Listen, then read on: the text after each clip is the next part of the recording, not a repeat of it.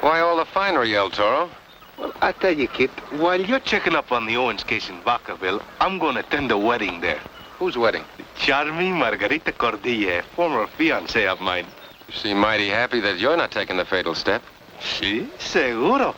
Now tell me of this Senor Owen. I hear he has been sentenced to life imprisonment for killing his young foreman. Yes, Sheriff Blaney is taking him to jail right now. Let's go.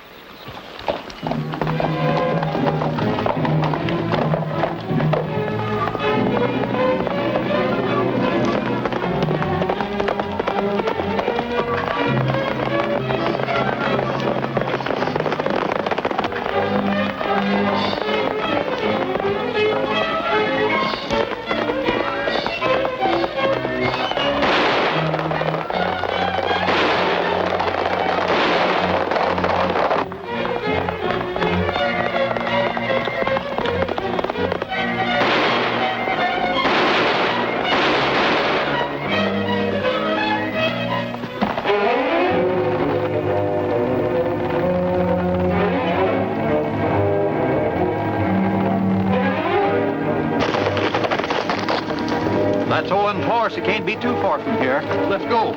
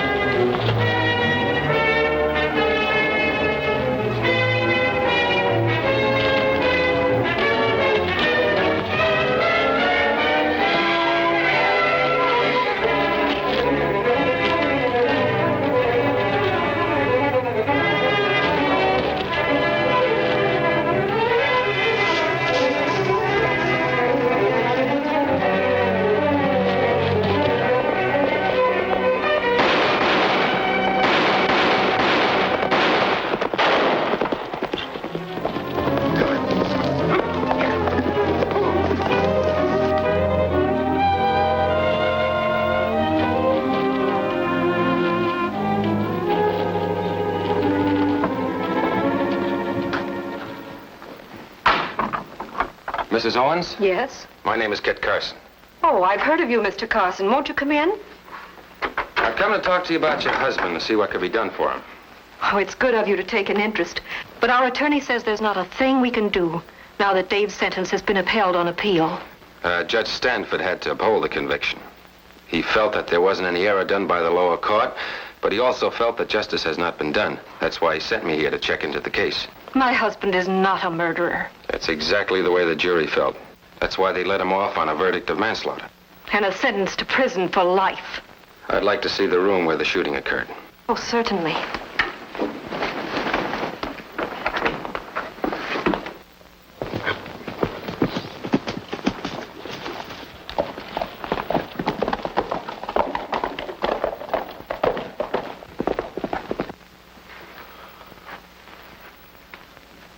Oh, white faces. So the ranchers call them. The true name, of course, is Herefordshire. My husband brought the first ones over from England. And they're slowly taking the place of Longhorns all over the West. Most of them are descended from Dave's stock. He built up a big herd and was selling them at good prices when he... Dave! Back. Oh, you're hurt.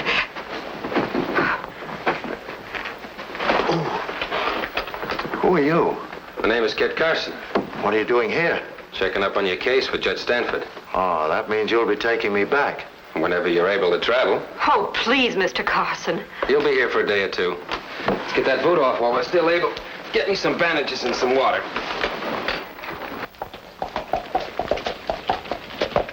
I don't recall seeing that horse before. I wonder who's here. Buyer for some of Dave's cattle, I hope.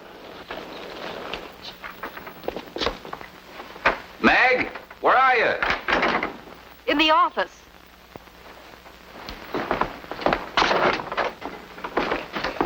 Dave, how did you get here? On a borrowed horse, but it won't be for long. I have to take him back. Mr. Carson is here to investigate Dave's case for Judge Stanford. Well, that's very nice of the judge, although he did uphold Dave's conviction. Well, is there anything I can do to help? I am Dave's attorney, Sam Devlin. Glad to know you, Mr. Devlin. And this is my brother, Bob. How do you do? Howdy. What do you know about this matter, Bob? Only what Dave told me.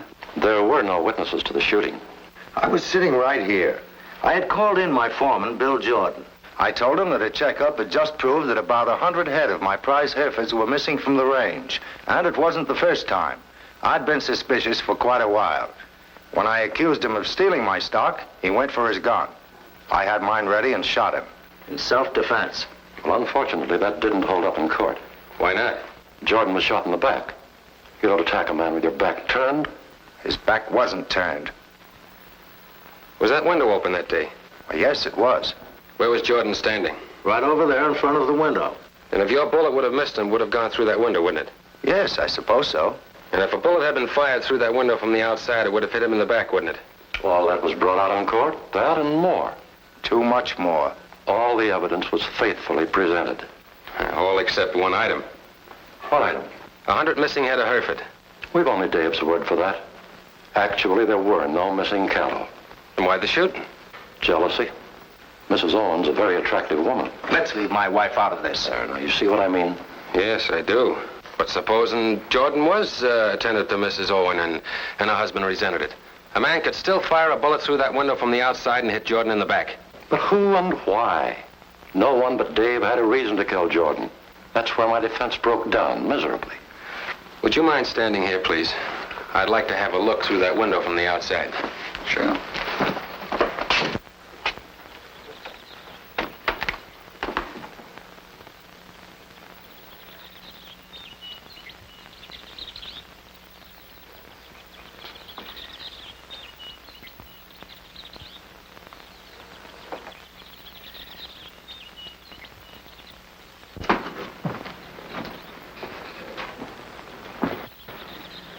What did you find out there? Something that might prove very interesting. Well, goodbye, Carson. It's been a pleasure to meet you. Same here, sir. Dave, you take care of yourself now. Remember, I'm doing everything I possibly can for you. There's just one thing that keeps me from going before the Supreme Court. Money, I suppose. Well, you have to post a $5,000 bond. We can do it. We have 100 Hereford for sale. They'll bring $10,000. As soon as we find a buyer. Now, don't lose hope, my dear. I'll see you out, Sam. How much money have you paid your lawyer so far? Only $1,000. He's been very reasonable. Dave's case has taken months of his time. During which time he could have been checking into those missing cattle. I thought the case was settled once and for all when Judge Stanford upheld the conviction. Now he sends Carson. Oh, play along with him. Can't run him off the ranch, you know. What could he possibly have found outside that window? Well, maybe something a man might drop by accident and not even notice it.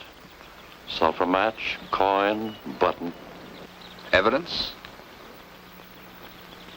To implicate us? Well, if you dropped a button out there, that doesn't prove you dropped it when you shot that yellow-bellied Jordan. But as I told you, it was a mistake to kill him. I had to before he owned up to those cattle deals. Well, don't worry. We've got Dave on the way to the pen. Case is practically closed. What if Carson did find new evidence? You said yourself that would get Dave a hearing in the Supreme Court. Yes, and I can lose there the same way I lost in the lower courts. Now, don't worry. Carson won't cause us any trouble. I'm not so sure. He keeps harping back to that 100 missing head. And that's what I'm counting on. Now, you go inside and sell Carson on the idea of making his own tally. Then he'll have evidence. He'll never finish the tally. Mr. Carson's going on a one-way ride. Now, go on in. Do as I tell you.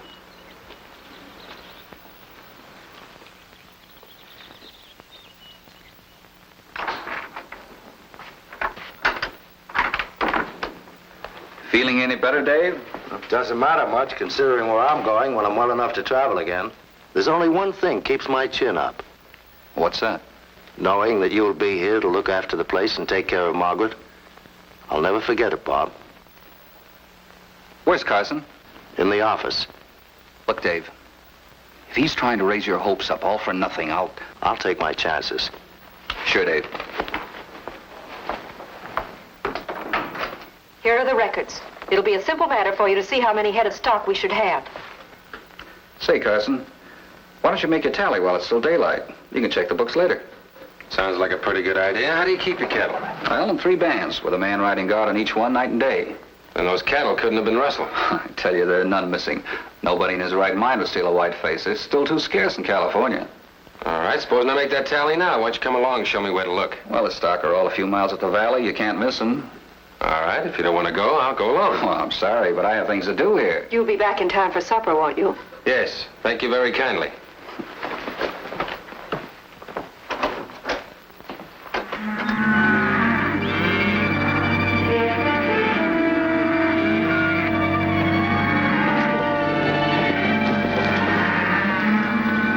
Howdy, Counselor. Hello, Sergeant Porter. Well, how's your squad drilling today? That's not my name, and I ain't no army man. The records say you were until you deserted. Sounds like you looked me up. No, that wasn't necessary. I just listened to your description. I'm a man whose job it is to bring in deserters. Kit Carson. Is he around? Oh, yes, very much so. He says you deserted under fire at the Battle of San Gabriel. That's a lie. You know the penalty, don't you? They do it with a rope. Not to me, they won't. Carson says he's going to bring you in, dead or alive. If you run out on him, you'll be running for the rest of your life. Yeah, I reckon you're right. Well, I guess I'll have to face him sometime. I knew you'd say that, Sergeant.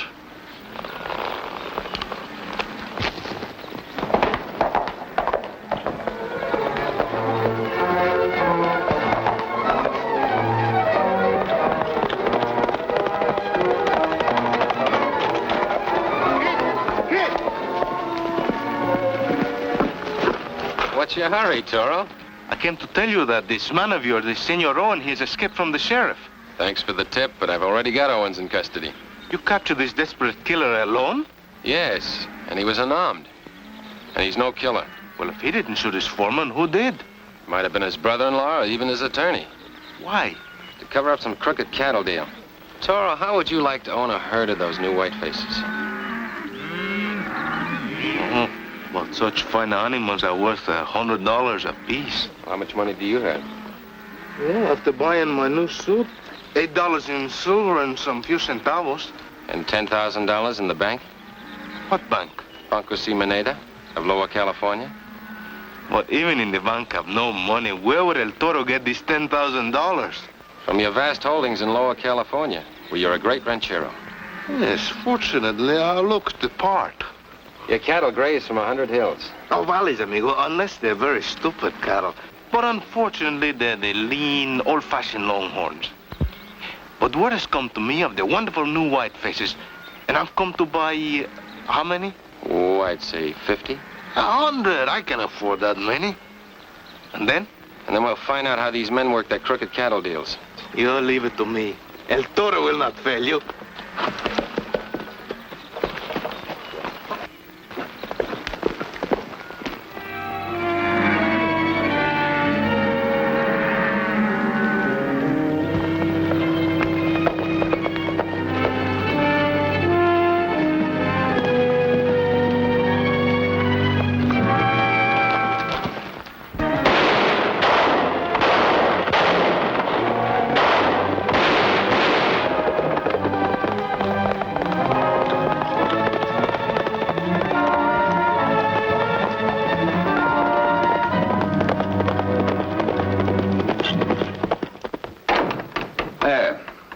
Are all ready for your friend Carson when he gets back. And you'll go over them with him, of course. I won't be here. I'm going to town.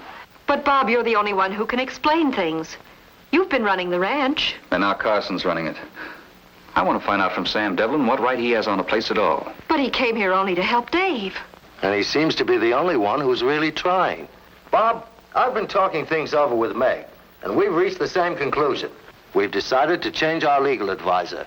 Are you out of your minds? You can't drop Sam. I can and I will. But, Dave, he's fought your case all the way through. To a conviction and a life sentence. Have you noticed, Bob, that Sam Devlin, who is supposed to have Dave's interest at heart, Didn't even offer to help Mr. Carson with his investigation. So you think an Army scout is going to do you more good than a trained lawyer? You're getting dumber by the minute. Bob, don't talk that way to your sister. I'm sorry, but she gets on my nerves. Who's that riding up?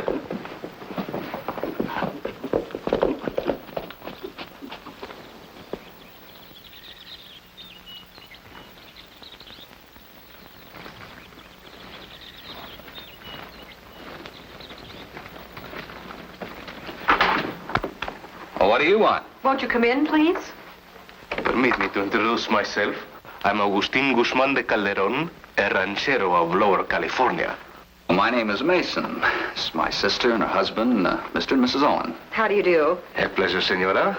Forgive me for not getting up. You have been hurt. It is my sincere hope that you'll soon be your old self again. Well, thank you. Tell me, senor, are you not the owner of the Hereford cattle, those wonderful white faces that I need to improve my worthless stock of longhorns? You've come to the right place. Step to the office and I'll show you our bloodlines.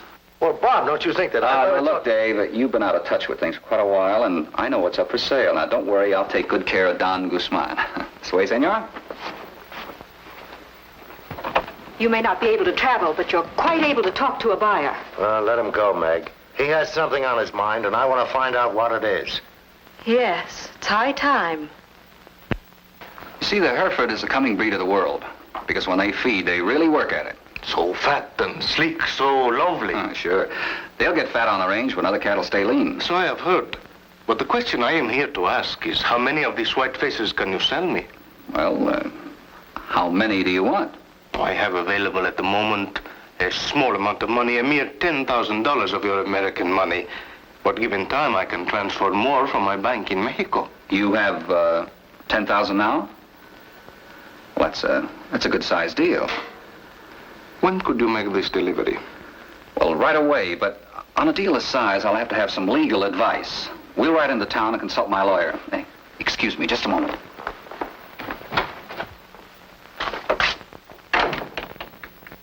The deal's all set. I'm taking Don Guzman to town and close it. You'll do nothing of the kind. But, Dave, you need $5,000 for your bond if you're going to appeal again. I can raise the money on this side of the border. I don't want my stock going into Mexico. That's tick country. The native stock is immune to tick fever. But these white faces aren't. They'll die and this man will lose his money. No, Bob. The deal is off. I say it's on. How are you going to stop it? Sam Devlin still has your power of attorney. He'll sign the bill of sale. I'll cancel my power of attorney. Yeah? When? How? From behind prison bars? Bob, if you go through with this, you needn't come back. I don't intend to. I'm sick of this place. All the money poured into Dave's case and not enough left over to pay me day wages. I'm through.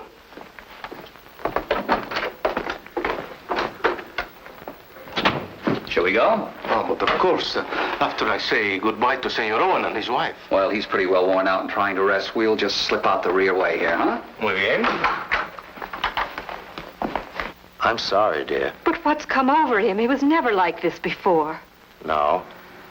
Only since the murder of Bill Jordan. Oh.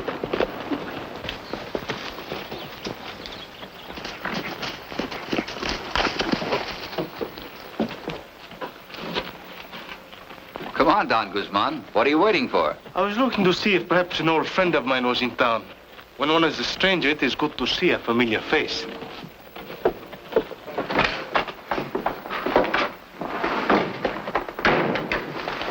Hello, Bob. Sam, this is Don Guzman de Calderon from Lower California. Of El Rancho Caliente, to be exact. Sit down. Make yourself at home. Gracias. Now, what can I do for you? Well, Don Guzman heard about the fine things we've been doing with our white faces and came up all the way from Mexico to find out for himself. Now he wants to buy a batch to improve his own stock. It's a sensible decision. You can draw up the usual papers. Pleasure. How many were you intending to buy? A small herd for the start, only 100. He calls that a small herd. Why, that's more than we're prepared to sell. You mean you cannot let me have even 100? Well, we've only got about 50 head that are ready to stand a trail drive. But I have coming up here the chuck wagon and the vaqueros to handle 100 head. Now, don't worry, Don Guzman. I happen to have 50 head of that same strain of Hereford myself. I'll throw them in to complete the deal. Will that be satisfactory? More than satisfactory, senor. The only difference is that you'll sign 2 separate drafts, each for $5,000. One to David Owen and one to me, Sam Devlin. But is that all right? Is that proper legally? Oh, sure. We've made other deals like that before. I ought to have a couple of drafts here. Oh, yes. Here they are, right here. There you are. What is your favorite bank, senor? The Adams Express Company, if you have funds in San Francisco. I have money in San Francisco, the same as I have money in Mexico.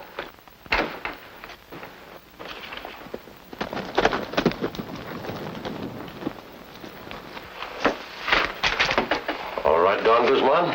Now, as soon as these clear, you can pick up your Hufford's at the ranch, complete with a bill of sale. You'll have to excuse me, sir, That's what you think. but I'm busy with Don Guzman. With El Toro, you mean? He's a native Californian and Kit Carson's partner. Kit Carson's partner.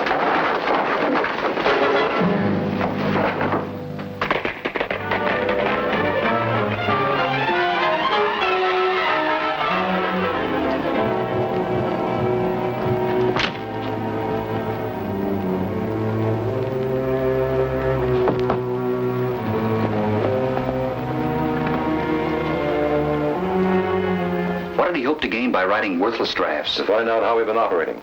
Supposing I deposited these drafts. 5,000 to you and me, 5,000 to your brother-in-law, but all of the stock delivered from his herd. Hurry up, Devlin. I haven't got all day. What did you want? Money, and plenty of it. I'm getting out of this part of the country. No, you're not. You're staying put. All of you. Porter, there were only 2 men who knew I was up at the Owens ranch, and both of them are here. Which one of them put you up to kill me? Well, what'd you expect me to do? Let you take me in for desertion? I could have taken you in any time. I wanted to give you a fresh start. Yeah? Then what'd you come after me for? I didn't come after you. I came to make a tally on those cattle that you were herding. So you lied to me. That's all I wanted to know. Turn around, Devlin. And now you, Bob. Did you and your lawyer sell any of the Owens cattle today? No. Then what happened to the cattle buyer I sent up to the ranch? What buyer? El Toro, my partner. I don't know anything about him. You should. His horse is out at the hitch rack outside. Turn around. You too, Porter.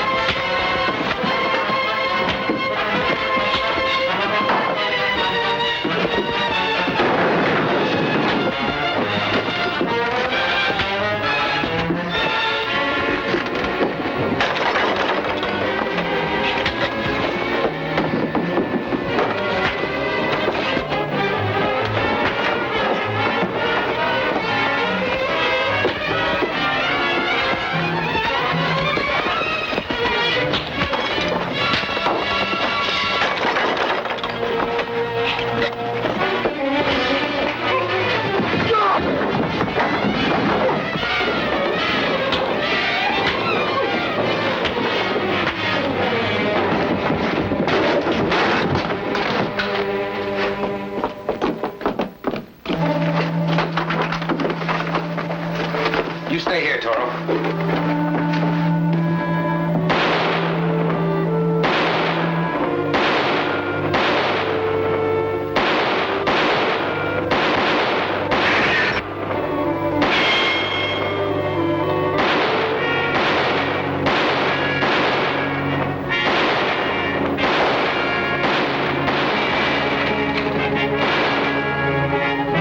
All right, men, that's as far as you go.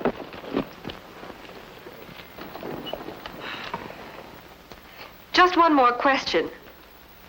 Why did Bob confess after covering up for so long? He seemed to think I had some evidence against him. What did you pick up under the window? Nothing. Absolutely nothing. Oh, you did it just to worry Devlin and Bob. To prod him into action. My time is short. Time? Caramba, that reminds me I'm late for the wedding. You'll excuse me, please. I can't think of a better reason. Good day. Bless you. Adios. Thanks for making me a free man again and master of my reins. Goodbye. Goodbye, Mr. Carson.